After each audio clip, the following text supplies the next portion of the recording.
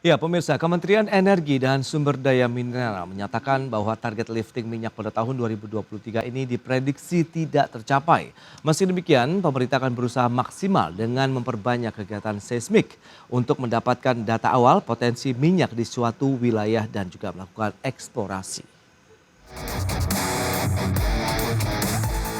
Kementerian Energi dan Sumber Daya Mineral menyebutkan upaya mengejar target produksi atau lifting minyak bumi di tahun 2023 diperkirakan tidak bisa tercapai. Sejumlah kendala masih menyelimuti pelaksanaan produksi minyak nasional, di antaranya keterlambatan beberapa proyek besar yang disebabkan pandemi COVID-19. Kemudian penyebab lain tidak tercapainya target produksi adalah banyaknya gangguan operasional atau unplanned shutdown di beberapa fasilitas produksi minyak yang tersebar di sejumlah wilayah. Kondisi ini pun berdampak pada kinerja produksi dari lapangan-lapangan minyak tersebut.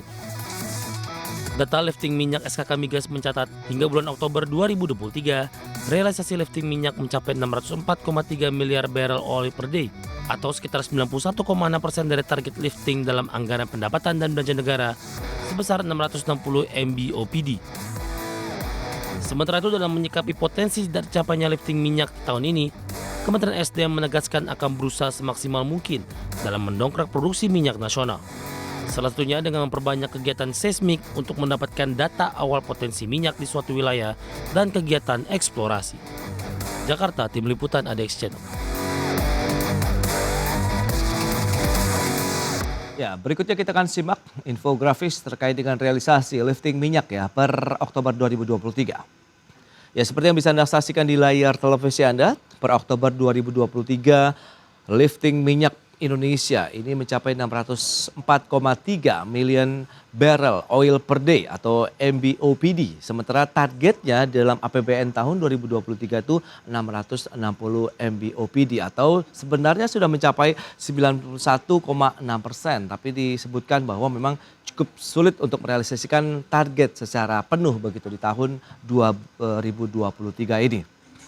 Baik, dan untuk membahas terkait dengan tema kita kali ini, target lifting minyak 2023 yang tidak tercapai, kita sudah tersambung melalui Zoom bersama dengan Bapak Mose Rizal, Ketua Komite Investasi Aspen Migas. Selamat pagi, Mas Mose. Selamat pagi, Mas Pras. Ya, salam sehat, Mas.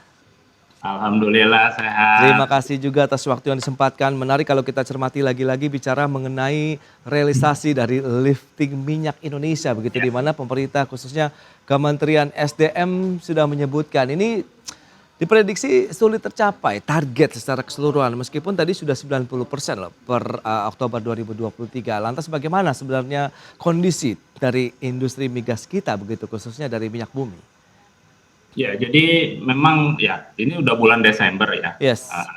Sedangkan kalau kita lihat setiap bulan atau setiap minggu ya hasil produksi migas kita itu memang kebanyakan itu di bawah 600.000 barrel per hari. Ya, jadi naik turun tapi mostly itu di bawah 600.000 barrel per hari. Nah, ini memang justru mengkhawatirkan ya. Kondisinya seperti ini. Jadi memang kuncinya itu adalah bagaimana kita memaintain produksi yang sudah ada ya. Karena kalau kita lihat tadi saya dengar misalkan masalah unplanned shutdown dan lain sebagainya.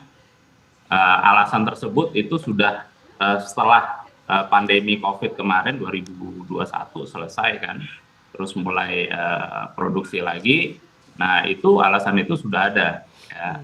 Berarti kan itu masalah maintenance ya, masalah bagaimana kita memaintain produksi kita. Yeah. Bukan kalau plan shutdown itu memang sudah kita bisa perkirakan. Jadi misalkan suatu pipa akan mesti diganti dalam jangka waktu tertentu itu sudah sudah diperkirakan. Tapi ini kan yang kita bicara mengenai unplanned shutdown. Unplanned shutdown ini berarti ada kebocoran, ada sesuatu yang tidak bisa diprediksi. Nah, untuk membantu itu memang salah satu caranya adalah melalui transformasi digital. Itu sangat penting. Itu akan membantu, apalagi sekarang Pertamina memegang lebih dari 60% produksi ya. Dan sangat banyak lapangan-lapangan yang akhirnya dipindah alihkan ke Pertamina Dan ini harus dibantu, sedangkan dari sisi kapital, dari sisi SDM itu kan terbatas, susah untuk kita ekspansi. Nah, transformasi digital itu akan sangat membantu untuk misalkan predictive maintenance dan lain sebagainya. Itu akan mengurangi tadi unplanned shutdown. Sesuatu yang kita tidak bisa prediksi, akhirnya kita bisa prediksi dengan transformasi digital. Itu salah satu solusi sebenarnya.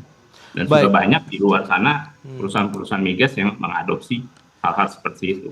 Ya, tapi kan kalau kita bicara mengenai digitalisasi, pasca pandemi ataupun pada saat pandemi kan semua perusahaan ya switching lah. Ini menjadi momentum juga untuk kebangkitan dari era digital. Tapi apakah sudah menyasar atau sudah diadopsi juga oleh para, mungkin kita tahu mereka yang bergerak di bidang industri migas, perusahaan-perusahaan yang berada di sana untuk minyak bumi khususnya, kalau Anda katakan bahwa dari transformasi digital ini bisa menjadi solusi? Ya, itu saya bilang adalah salah satu ya, nggak cuma itu aja sebenarnya. Dan kalau dibilang memang sudah mulai ke arah sana. Cuma mindset kita itu masih seolah-olah transformasi digital itu adalah sebuah cost. Memang sebuah cost, tapi benefit yang akan didapat ya, cost of return, investment returnnya itu akan sangat jauh lebih besar daripada apa yang dikucurkan untuk investasi di transformasi digital itu.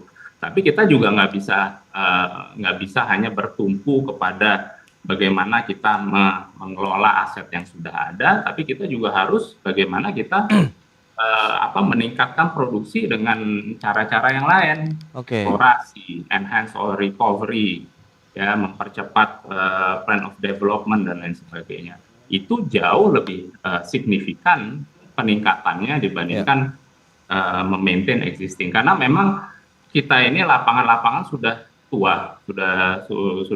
Memang secara natural memang mereka akan decline, ya.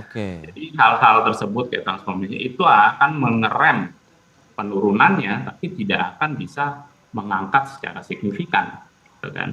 Hanya bisa mengerem penurunan dari produksi migas kita. Gitu. Nah, Mas Mose, menarik kalau kita lihat kan dilaporkan juga pemerintah beberapa kali skala migas ada temuan-temuan baru tentang migas begitu. Apakah belum bisa diproduksi tahun ini kah atau lebih banyak akhirnya justru cadangan gas yang ditemukan dibandingkan dengan minyak bumi misalnya?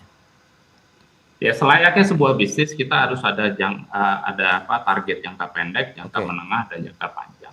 Kalau kita bicara eksplorasi itu penting, itu untuk jangka panjang kita. Kenapa? Waktu kita eksplorasi sampai ke nanti produksi itu kita membutuhkan setidak-tidaknya itu 10 tahun. Ya, 10 tahun itu termasuk POD-nya. Jadi fase eksplorasi sendiri itu sekitar 6 tahun, ya. Terus POD itu bisa 4 tahun, malah justru kayak Masela sampai 15 tahun POD. Belum sampai monetisasi produksinya, kan. Nah, ini harus bisa dipercepat bagaimana. Nah, itu jangka panjang. Nah, jangka menengah yang bisa kita lakukan sama jangka pendek itu adalah melalui enhanced oil recovery.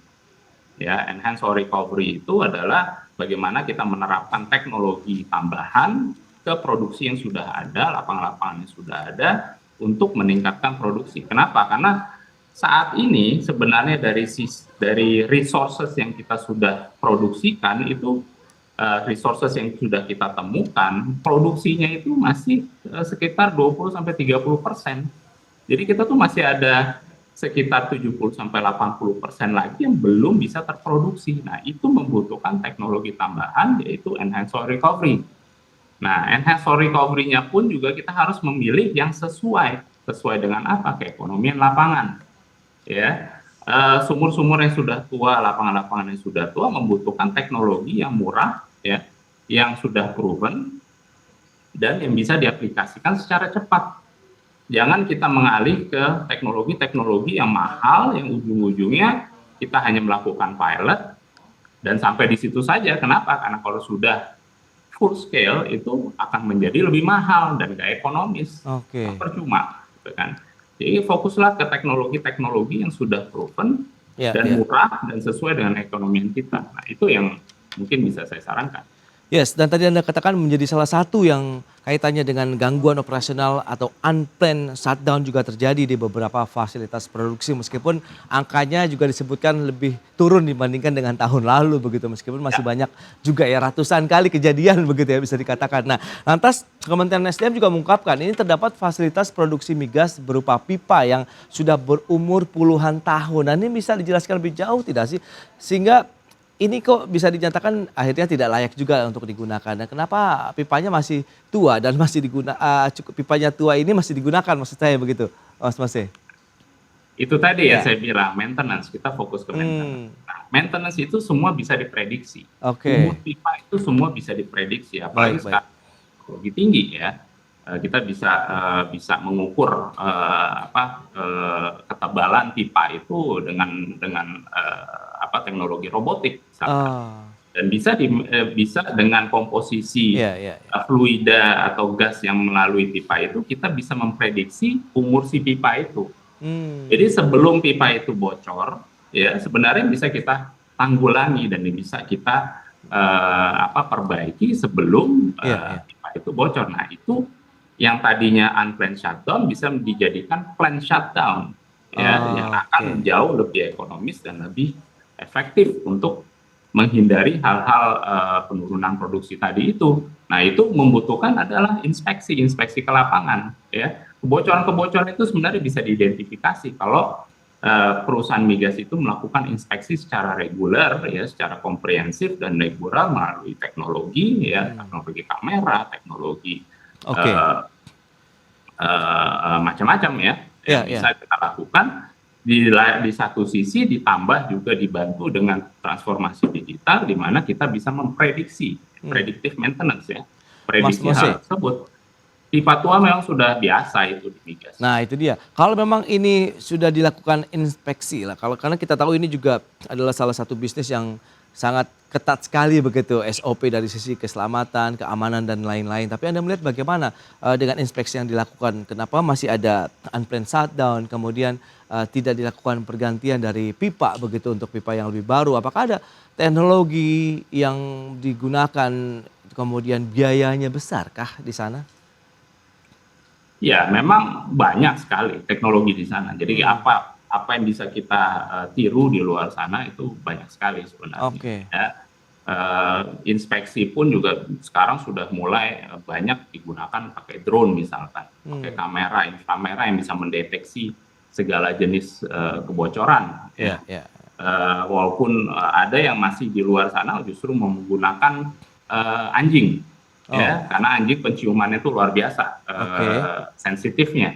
Itu bisa mendeteksi hal-hal tersebut sebelum kebocoran itu akhirnya terlalu besar dan akhirnya produksi harus di stop untuk perbaikan gitu kan. Jadi Oke. hal-hal tersebut bisa dihindari gitu. Jadi sebenarnya ini nih ya saya nggak bilang mudah ya. Iya, iya. Butuh investasi juga, tapi kalau kita melihat transformasi digital, inspeksi tersebut sebagai hanya sebuah cost, itu akan susah untuk terciptanya. Iya, Tapi betul. anggaplah itu sebagai sebuah investasi yang mungkin dalam beberapa bulan, dalam waktu setahun, investasi tersebut akan kembali dengan apa? Dengan penurunan biaya-biaya maintenance dan operations, gitu. Nah Oke. itu hanya yang mindset tersebut yang harus kita tanamkan di perusahaan-perusahaan migas kita, ya, adalah bahwa itu adalah sebuah investasi yang akan return dan akan menguntungkan bagi perusahaan. Oke, oke. Nah, karena kalau kita bicara mengenai target yang belum bisa dicapai begitu untuk lifting minyak Indonesia di tahun 2023, apakah akan berdampak terhadap kebutuhan minyak di dalam negeri? Tapi tahan dulu jawabannya Mama C. Kita akan jeda dulu sebentar dan pemirsa, kami akan segera kembali usai pariwara berikut ini. Ya, terima kasih Anda masih bergabung bersama kami dalam Market Review. Pemirsa, berikut ini kami sampaikan sejumlah data untuk Anda terkait dengan kendala lifting minyak di tahun 2023 itu apa saja, meskipun tadi sudah sebagian kita bahas. Yang pertama, memang proyek minyak besar ini masih ada yang terhambat akibat pandemi COVID-19. Kemudian gangguan operasional unplanned shutdown di beberapa fasilitas produksi. Ini ada sekitar 800 kejadian begitu ya, dan ini disebutkan juga memang lebih turun dibandingkan dengan tahun sebelumnya. Kemudian ada fasilitas pipa yang sudah berusia 30 sampai dengan 40 tahun di beberapa fasilitas produksi. Dan selanjutnya kita lihat realisasi lifting minyak barrel per hari. Kita lihat dari tahun 2017 sampai dengan tahun lalu 2022 cenderung turun ya, 804 ribu barrel per hari di tahun 2017. Kemudian trennya terus menunjukkan penurunan 2021 660 ribu dan tahun 2022 lalu 612 ribu barrel per hari. Baik, kita akan lanjutkan kembali perbincangan bersama dengan Mas Mose Rizal, Ketua Komite Investasi Asbar Migas. Mas Mose, kita akan lanjutkan kembali. Ini kalau kita bicara mengenai realisasi lifting minyak kita ya di tahun tadi ini yang disebutkan memang potensinya tidak tercapai. Kalau kita lihat trennya dari tahun 2017 data yang tadi sudah disampaikan memang cenderung turun atau memang permasalahannya masih sama sih sehingga kita agak sulit begitu untuk mengejar target-target yang sudah ditetapkan dalam APBN untuk lifting migas khususnya minyak kita begitu. Ya, jadi memang lapangan-lapangan produksi apalagi di Indonesia itu banyak yang sudah saya bilang itu mature. Oke. Ya, mature, lapangan-lapangan yang sudah mature. Jadi secara natural memang mereka decline. Nah, bagaimana kita bisa mengerem decline tersebut atau merubah decline tersebut untuk menjadi naik, ya kan? Satu adalah bagaimana mengoptimalisasi lapangan yang sudah ada, produksi yang sudah ada dengan well maintenance dan tadi walkover dan lain sebagainya untuk mengerem. Itu nggak bisa meningkatkan produksi, itu hanya bisa mengerem penurunan produksi. Yang bisa meningkatkan produksi itu hanya dua. Satu adalah enhanced soil recovery, kedua adalah jangka panjang yaitu exploration, ya exploration dan juga transformasi POD dipercepat untuk menjadi produksi. Nah, hanya dua tersebut. Nah, enhanced soil recovery ini juga nggak mudah karena itu ada resiko, ada investasi. Nah, kita harus bisa memilih, jadi nggak cuma hanya ngikutin tren di luar sana, tapi benar-benar memilih teknologi yang cocok dengan lapangan kita yang sudah keekonomiannya sudah menurun, produksinya sudah menurun. Jadi kita nggak bisa dengan teknologi-teknologi yang mahal gitu ya, IOR yang mahal. Tapi di luar sana itu ada teknologi-teknologi yang sudah proven, yang murah ya, yang sudah diaplikasikan oleh banyak orang dan sudah masuk ke tahap yang full scale. Ya, jadi kita jangan fokus uang ya, Pertamina atau K3S jangan difokuskan ke sesuatu yang belum proven, tapi fokuskanlah sesuatu yang sudah proven dan sudah dan akan meningkatkan keekonomian, bukan menurunkan keekonomian. Walaupun produksi naik, ya bisa saja dengan tambahan teknologi keekonomiannya nurun, ya. Nah, dengan ada tambahan biaya kan. Tapi kita harus melihat bagaimana kita meningkatkan produksinya, akhirnya bisa meningkat dengan memaintain atau meningkatkan justru keekonomian lapangan. Nah, itu ada di luar sana teknologi yang kita sudah tawarkan. Nah, itu insya Allah itu akan diimplementasikan sesegera mungkin ya di lapangan-lapangan migas di Indonesia ini. Oke, dan Kementerian SDM ini menyatakan akan berusaha maksimal dengan memperbanyak kegiatan seismik untuk bisa mendapatkan data awal dari potensi minyak di suatu wilayah dan juga melakukan eksplorasi. Nah, tanggapan Anda bagaimana nih Mas Mose? Yes, itu bagus. Itu yang untuk jangka panjang ya. Saya bilang exploration. Bagaimana eksplorasi kita ini bisa ditingkatkan sesegera mungkin ya, karena cadangan kita makin lama makin kecil dengan kita berproduksi terus tanpa ada penemuan baru. Ya. Nah, memang sudah sejak lama, beberapa tahun yang lalu sudah saya bilang, pemerintah ini memang harus investasi juga. Jadi jangan hanya ketergantungan dengan investor atau K3S untuk berinvestasi, ya, tapi pemerintah berinvestasi juga.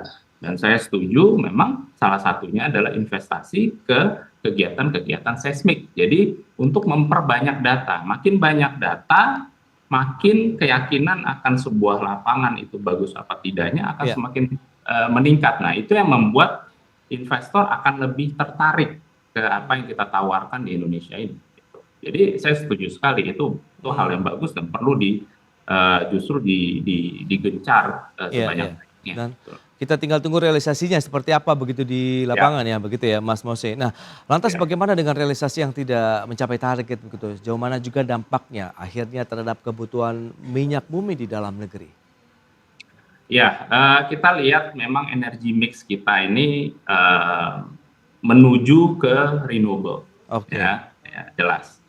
Tapi perlu juga diingat, ya, walaupun dalam persentase fossil fuel itu akan terus menurun, tapi dari sisi volume akan terus meningkat. Kenapa? Karena kita ada pertumbuhan ekonomi, jadi industri kita tumbuh dan juga populasi kita tumbuh. Jadi total kebutuhan energi kita akan selalu tumbuh. oke. Jadi walaupun dari sisi persentase fossil fuel itu akan dengan secara berkala mengecil terus menerus, tapi dari sisi volume akan meningkat terus gitu loh. Nah, sedangkan adopsi dari renewable itu juga nggak mudah, ya kan, butuh waktu, butuh investasi yang lebih besar lagi daripada fossil fuel dan lain sebagainya. Jadi itu harus kita balance, ya, setidaknya. Jadi produksi migas kita ini harus tetap digenjot. Kenapa? Karena yaitu lagi kita mengacu ke trilema. Trilema itu apa? Satu adalah energy security, itu yang paling krusial. Kedua adalah energy affordability, di mana energi itu harus terjangkau bagi masyarakat. Ya, nggak cuma semua harus mendapatkan energi, semua juga harus bisa mendapatkan energi yang secara terjangkau. Baru Oke. setelah itu adalah transisi energi. Jadi itu semua harus kita balance, di mana masyarakat ini jangan sampai akhirnya kesulitan mendapatkan energi, apalagi industri-industri kita. Jadi Oke. pertumbuhan ekonomi kita itu tidak terhambat ke depan. Jadi paralel ya diharapkan ya terkait dengan Harus ketahanan energi kita harus nasional selalu, ya, baik yes, yang menggunakan energi fosil maupun energi baru terbarukan begitu yang tengah dikembangkan betul, oleh pemerintah. betul. Nah, optimisme dari Asper Migas sendiri melihat produksi minyak kita di tahun 2024 itu seperti apa?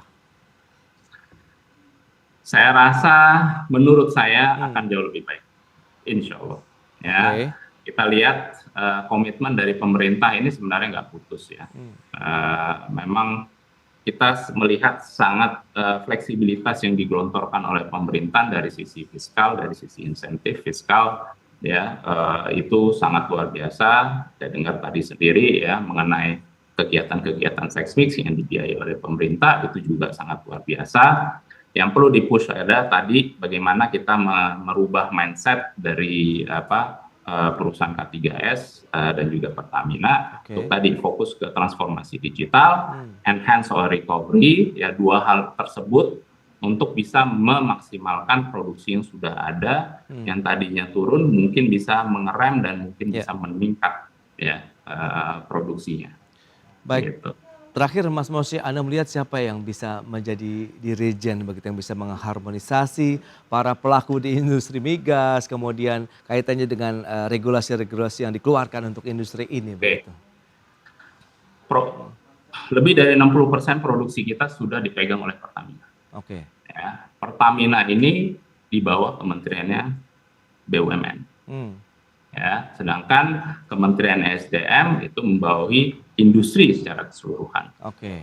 Jadi saya lihat sebenarnya ada dua dirijennya ini dan harus berkoordinasi secara sinkron, ya. Oke. Kementerian BUMN, Kementerian SDM, ya juga pastinya Kementerian Keuangan, ya. Hmm, Tiga ini harus sinkron, ya, harus sinkron bagaimana objektif kita nih apa, karena KPI masing-masing kementerian kan beda-beda.